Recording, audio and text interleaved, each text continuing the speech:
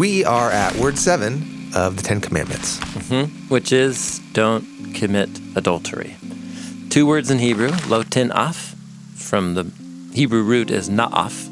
What it means is to have sex with someone that is in a marriage covenant with another person. And then it raises the question of, well, man, why does that matter? Yeah.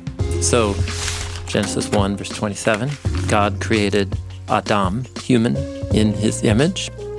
In the image of God, he, that is God, created him, that is humanity. Male and female, he created them. The phrase image of God was gotten swapped out for male and female. So one of the ways humans image God is that we are different, but yet also one.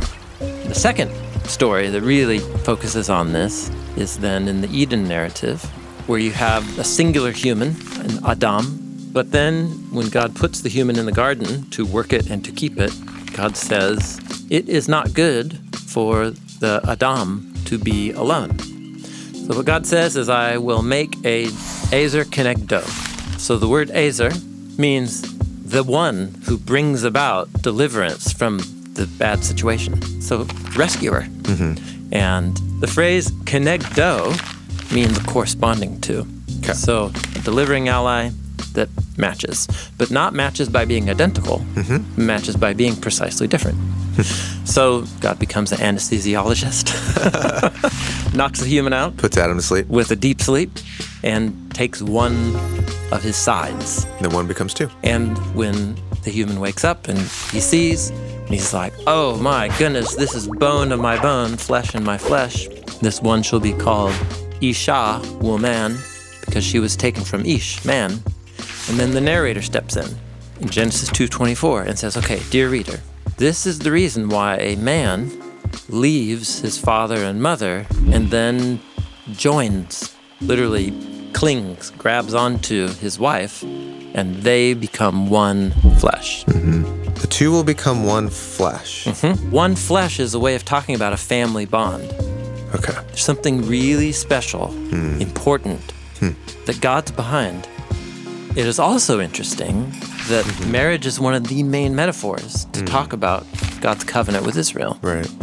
This has to be why the Apostle Paul sees sex and marriage as having cosmic implications. Most famously is in his letter to the Ephesians, where he says husbands are to love their wives, because when they love their wives, they love their own bodies. And he's for sure meditating on the One flesh. the Eden narrative, that the 2 are one. And then he starts talking about the Messiah and the church. The Messiah loves the church. Yeah. And you're like, what? And he says, this is a great mystery. Now, just clarify, the mystery I'm talking about? Yeah, explain this mystery to me. Well, Paul says that when he reads in Genesis about the 2, the man and the woman, becoming one, that it's ultimately a picture of Jesus and his people. That is, God and humanity becoming one. Okay, so that's what human marriage is meant to symbolize. Apparently, yes. Yeah, marriage is a picture of God's relentless love and loyal pursuit to become one with his human creatures, with his partners. It's remarkable. Yeah. Okay, flip over, don't commit adultery. If you see a married couple in your community, their marriage is the most important context where they're learning to become fully loving human beings towards each other. Protect that. Help them. Honor that. Yeah. That's where they're working it out.